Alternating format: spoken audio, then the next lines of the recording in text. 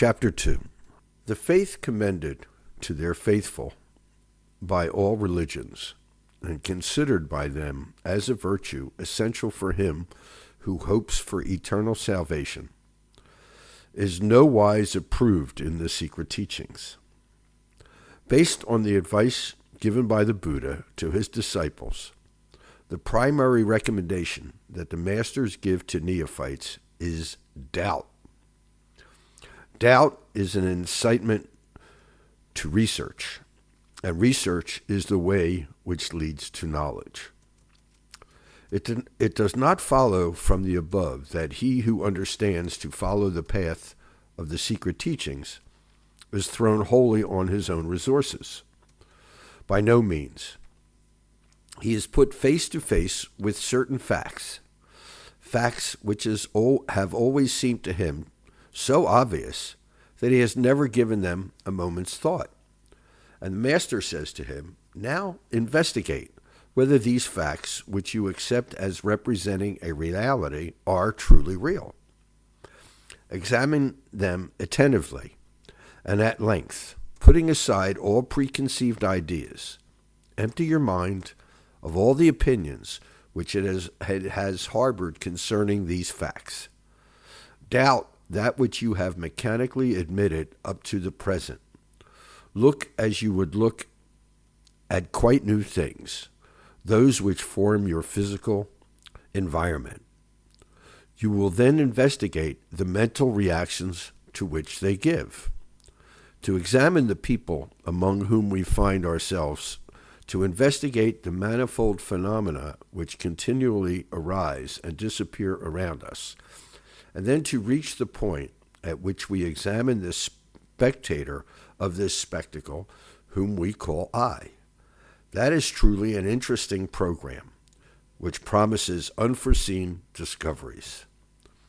To whom should we address our questions to obtain information about the world? From whom have we received that knowledge which we already possess? The reply is from our senses. We have seen, heard, tasted, smelt, touched various objects, either material or of a more tenuous nature. We have given names to these various objects. We have classified them in a series of similar objects. We have built up with them a world which has become familiar to us in the same way as we furnish a house in which we live. It is now a matter of shaking off the sluggishness created by the habit of busying ourselves without curiosity in our world, persuaded that the nature of its paraphernalia is perfectly known to us. It is a matter of suspecting the information given us by our senses. Is this information true? Do not we ourselves add, on our own authority, various accretions for which our senses are in no way responsible? Let us see. You happen to be in a vast, bare plain, and in the distance you see a fleck of green standing out on the yellow sand. What is the size of the fleck which you see? Measure it in comparison with an upright object at eye level, a ruler, or even your finger. To what height on the ruler or on your finger does the green spot come? Mark this height. It may be equal to the top joint of your little finger, or even smaller. It may be just a point. If you have not already done it, you can provisionally stop at this very rudimentary experiment. What have you seen? You have seen a green spot of the size which you measured. You have seen that and nothing more. To say that you have seen a tree in the distance is incorrect. Your eyes did not show you a tree with leafy branches able to shelter you from the sun's rays. The idea of the tree and its representation in your mind are the results of mental activity, which has been set in motion by the sight of a tiny fleck of green. Many elements have been combined in this activity. One can put, in the first case, habit, memory. Other green spots, seen in similar conditions, have led to the finding of a tree at the end of a plain. This has been remembered. In a general way, one knows also that distance gives a dwarfed image of objects seen, and this too has been remembered. Nevertheless, these are ratiocinations, and not the fact of having seen a tree. It is probable that walking towards the green spot, he who saw it will find a tree, but this is not certain. The fleck of green may be found to be a building painted green, the green canvas of a tent, or something else which is not a tree. A higher degree of probability, if not certainty, may be attained if, to the perception of the color green, were to be added that of outlines suggesting the shape of a tree. But again, how many times will not the mental activity applied to the sensation of seeing a green spot go astray? Dazzlement caused by the sun, mirages, can cause us to see not only green spots, but trees and many other objects, although these have no corresponding substance. In short, what kind of information has been given to us by the fact of having seen a green spot? It has simply made us conscious of having felt a sensation. A sensation, nothing more. All the rest is interpretation. In the same way, all our perceptions, those to which we give names and assign form, color, or no matter what attributes, are nothing but interpretations of a fugitive contact by one of our senses with a stimulus. Thus we are led to contemplate the coexistence of two worlds, that of pure contact, not colored by the screen of memories, and that created by the mental formations, the samskaras, the interpretation. First of these worlds represents reality and is indescribable. We cannot think anything, cannot imagine anything about it without interpreting, and thus destroying its character of reality. Reality is inexpressible and inconceivable. The second of these worlds is that of mental formations set in motion by the contact stimulus. It is the world in which we live. To say that it is not real does not mean that it is devoid of existence. How is the phenomenal tangible world represented in the oral secret teachings? The tangible world is movement, say the masters, not a collection of moving objects, but movement itself. There are no objects in movements. It is the movement which constitutes the objects which appear to us. They are nothing but movement. This movement is a continued and infinitely rapid succession of flashes of energy. In Tibetan, sal or shug. All objects perceptible to our senses, all phenomena of whatever kind and whatever aspect they may assume, are constituted by a rapid succession of instantaneous events. Each of these momentary happenings is brought about by manifold causes and multiple conditions acting together. Here one should not think that the event is distinct from these causes and conditions. It is these which together constitute the event. Apart from them, there is no event. This word event must not be taken in the sense in which it is understood in ordinary language. That is to say, as meaning a fact of exceptional importance, as one speaks of a historical event. Event here means something which happens. These somethings arising instantaneously and in series, these rapid flashes of energy are sufficiently like one another during the series to remain imperceptible to us. Then suddenly occurs in this series of moments a different moment, which catches our attention and makes us think that a new object has appeared. This process is often explained by comparing it with the grain which remains apparently inert in the barn. Then one day shows a germ, that is, something differing from the grain. However, the inertness of the grain of corn was only in appearance. That which we saw as a lifeless grain was a series of combinations of causes and conditions, a series of separate instants among which occurred other instants which we saw as a germ. Some people say that the germ is a transformation of the grain. The secret teachings do not seem to encourage this opinion. The germ, they say, exists independent on the grain according to the classical Buddhist formula. This existing, that arises, which is not to be understood as meaning that this is the Father who has begotten that by a transmission of substance. This is only the occasion which rendered possible the appearance of that. There are two theories, and both consider the world as movement. One states that the course of this movement, which creates phenomena, is continuous, as the flow of a quiet river seems to us. The other declares that the movement is intermittent and advances by separate flashes of energy, which follow each other at such small intervals that these intervals are almost non-existent. As to the existence of matter, which is motionless and homogeneous, this is flatly denied. Although brief and incomplete, the summary, which I have just sketched, of the doctrines laid down in the oral teachings concerning the nature of the world, allows us to revert to the indications which our senses give us to examine them in greater detail. When you look at an object, what happens? A contact of the organ or sight with an exterior object. This contact lasts only for a flash.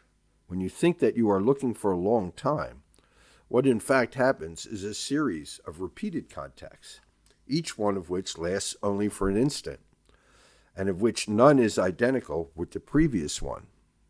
Why not identical? For several reasons, of which the principal one includes all the others, is that, as has already been explained, nothing that exists is motionless, and that phenomena, whatever they may be, consist in a succession of changes following each other with a speed which is far beyond our faculties of perception and understanding. Well then, the material organ called the eye, which consists of an aggregate of a large number of cells, is not motionless. The cells which compose it are in perpetual movement. They are sensitive, individually, to numerous influences brought to bear on them by agents exterior to them, and undergo numerous changes depending on the nature of their own evolution. The eye at the moment of the second contact is not identical with the eye which underwent the first contact, and it continues to change during the repeated contacts. In fact, what these contacts have brought to us when we believed we looked at length is a series of images. The rapidity of the contacts caused us to see them as a single image. In the same way, the object at which we are looking at is itself not a homogeneous and motionless block. It is a, quote, universe formed by a large number of particles in movement. What has been said above of the cells which form the eye applies equally to those which constitute the object at which we have been looking. In their incessant dance, they also undergo changes due to their own evolution and changes caused by exterior agents. Again, they move away from or near to each other, forming different arrangements, different patterns. It follows that the object envisioned changes in reality from one moment to another. Although the majority of men are misled by the illusion which hides from them the forces at work both in the organ and in the object for which it is in contact, it does not follow that all men share the same error to the same degree. Transcendent insight may come into play here. We can easily admit that our senses are very unreliable guides because they are not sufficiently acute. We may even admit that they are wholly unsuited to allow us to perceive the ultimate basis of phenomena.